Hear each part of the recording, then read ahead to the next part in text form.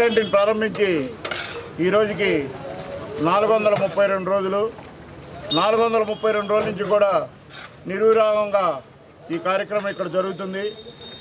ఈ కార్యక్రమంలో భాగంగా ఈ రోజున నర్సాయిపాలెనికి చెందిన పల్లెనేని శ్రీయాన్ గారి మొదటి పుట్టినరోజు సందర్భంగా వారి కుటుంబ సభ్యులు ఈ రోజున ఇక్కడ మనకి అన్న క్యాంటీన్లో ఈ భోజనం ఏర్పాటు చేయడం జరిగింది. వారికి వారి కుటుంబానికి తెలుగుదేశం పార్టీ బాపట్ల కుటుంబ సభ్యులందరి తరఫున కృతజ్ఞతావందనాలు తెలియజేస్తున్నాం.